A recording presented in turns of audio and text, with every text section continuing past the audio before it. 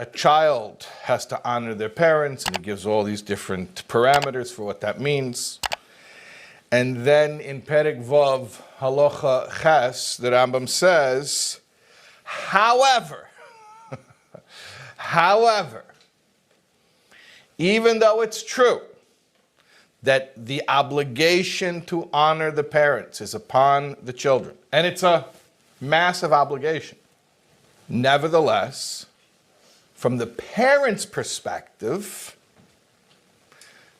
the Rambam gives a little advice. It's more than advice. Mishnah Torah is not advice, it's halacha. The Rambam paskins, that means he tells you the rule. It's based on a Gemara in Kiddushin, I think Daf Lamed Beis Amud Aleph. But the Rambam brings as a halacha. Osir is the lashon there. Osir means forbidden. Upon whom? On the parent. Lahachbid olav, to make a heavy burden on their child. That doesn't negate the fact that technically on paper it's true. The parent on paper is entitled to certain treatment. That's the mitzvah. Nevertheless, says the Rambam, Osir lahachbid olav al bonov, it is forbidden to, actually, lahachbid uloi al bonov, it is forbidden to put a heavy yoke, like an animal, like a beast of burden, has a yoke on his back.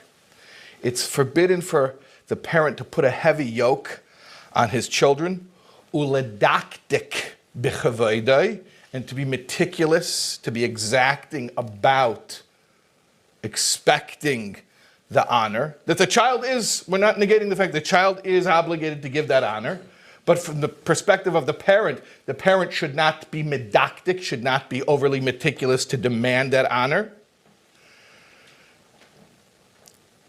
Why not? He gives a reason. That he shouldn't cause the child to stumble. In other words, you're setting him up to fail. Ella, rather, what should you do? Yimchol, he should forego. He should be mavater. He should fargin. He should let it go. V'yisalem, you know what that means?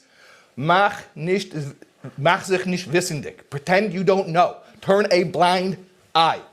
Ignore. You didn't hear it. You didn't hear the insult. Oy.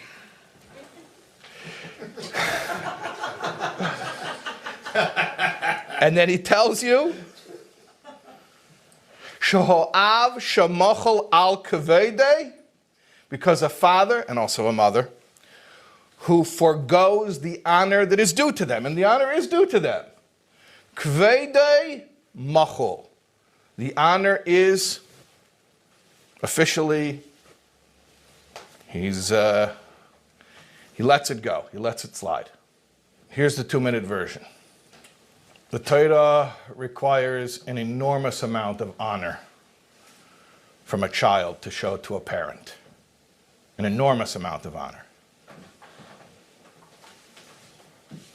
And any parent who actually exacts that from their child is making a big mistake. Somebody said to me recently, he heard a different talk that I gave about parenting. He says, it's very nice how you stand up for the kids. The kids need to be understood. They need compassion. They need empathy. What about the parents? What about the parents? I also, a little empathy for me. So I told the guy, you heard my talk, right? He says, yeah, I heard it. I said, how many teenagers do you think heard my talk? I can tell you something. I teach in seminary. I'm not sure why I do. Those are even not even teenagers. There's like post teenagers. They don't listen to me. I'm telling you, they don't listen to me. I don't think there's any teenagers coming to listen to me. So if I had I'm not big with the teens, I don't know. Maybe if I played an instrument or something, but if I had a teen following, maybe I would speak to the teen perspective and I would tell them about their side of the deal. But if I'm talking among us adults, us parents, what's it going to help if I rile you all up and I tell you, you think your kid is chutzpahdik? Oh, it's worse than you think. You think he's obligated to this level? Oh no, he's even more obligated. And the fact that he doesn't do it, it's even more of an affront than you realized. So what good is that going to do? I'm talking to us parents. From our perspective, what's our job is to find it in our heart to be as compassionate and gentle with our children as possible. And does that mean that you're not going to get the enormous amount of honor due to you according to Torah? Yeah, that's exactly what it means. You're going to forego that. You're going to forego that, even though according to Torah you are well within your rights to demand it. But you know what they say? You want to be right, or do you want to be happy? By the way, this applies with marriage as well. I could give the whole speech about marriage as well. You know, you could take out your ksuba and show it to your spouse and say, look what it says. Look what you're supposed to do. And you may be well within your rights. On paper, it may be true, but it doesn't bode well for a relationship with a human being. People don't tend to like that kind of treatment.